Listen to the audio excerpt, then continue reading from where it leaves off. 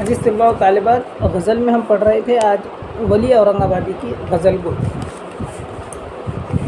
ولی اورنگ آبادی کون تھے اور انہوں نے غزل میں کیا کام کیا ہے، یا انہیں اردو غزل میں کیا مقام حاصل ہے، یہ آج ہم دیکھیں۔ ولی کے نام اور وطن کے بارے میں اختلاف ہے۔ اہل گجرات انہیں گجرات کا باشندہ ثابت کرتے ہیں، اور اہل دکن کی تحقیق کے مطابق ان کا وطن اورنگ آباد ہے۔ ولی کے اشعار سے دکنی ہونا ثابت ہے۔ ولی اللہ ولی سلطان عبداللہ قطب شاہوں کے 7واں فرما رواں کے عہد میں 1666 عیسوی میں اورنگ آباد میں پیدا ہوئے۔ اس کے بعد حصول علم کے لیے احمد آباد آ گئے، جو اس زمانے میں علم و فن کا مرکز تھا۔ وہاں حضرت شاہ ولی الدین کے خانقاہ کے مدرسے میں داخل ہو گئے۔ ولی کی عمر کا بیشتر حصہ احمد آباد میں گزرا۔ اس شہر کے فراق میں انہوں نے ایک پردرد خطہ بھی لکھا۔ ولی نے گجرات، سورت اور دہلی کا سفر بھی کیا۔ اس کے متعلق اشارے ان کے کلام میں موجود ہیں۔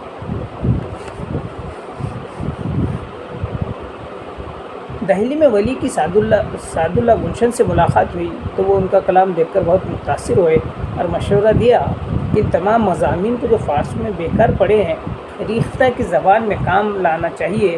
تاہم یہ بات متنازع ہے اور اردو نقاد اور محقق شمس الرحمن فاروقی کا خیال ہے۔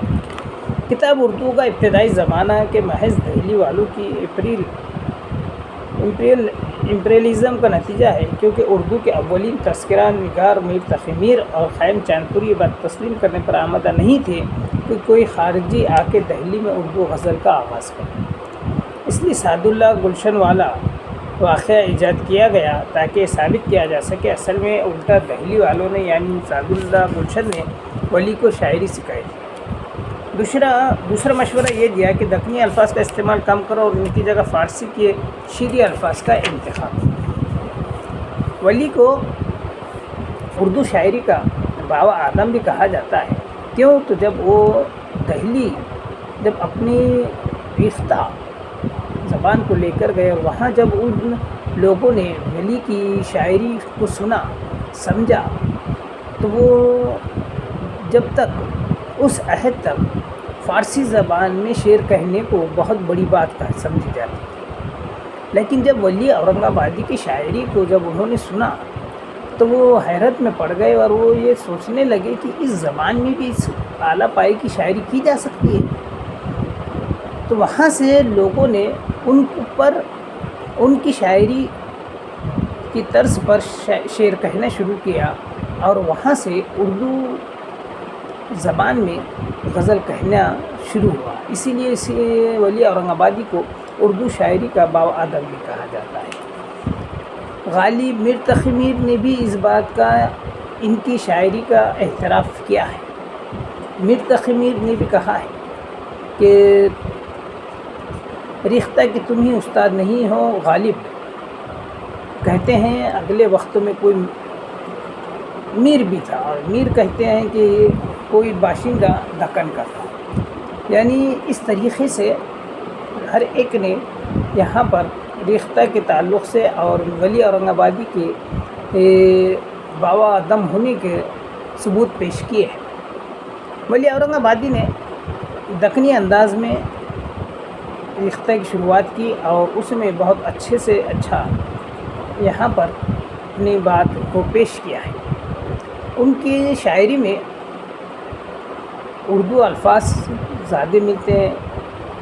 انہوں نے دکنی لہجے کا استعمال کیا اور شمالی ہند میں اس بات کو پہنچایا کہ دکن میں بھی اردو شاعری بہت بہتر طریقے سے کی جاتی ہے۔ اور اردو شاعری کے متعلق ولی اورنگ آبادی نے اپنے اشعار میں بار بار اس بات کا ذکر کیا ہے کہ دکن میں یا اردو زبان میں بھی بہترین شاعری کی جا سکتی ہے۔ چونکہ ولی اورنگ آبادی دکن سے اورنگ آباد سے تعلق رکھتے تھے، اس لیے ان پر بہت سارے اختلافات بھی لائے گئے کہ یہ گجرات سے تعلق رکھتے ہیں، ان کا گجرات میں کہ ہے ولی گجراتی ہے۔ لیکن بہت ساری تحقیق کے بعد یہ بات سامنے آتی ہے کہ یقیناً وہ گجرات میں بہت سارا وقت گزارا ہے علم و فن حاصل کرنے میں، لیکن وہ بنیادی طور پر دکن کے شہر اورنگ آباد سے ہی تعلق رکھتے ہیں۔ ان کی شاعری میں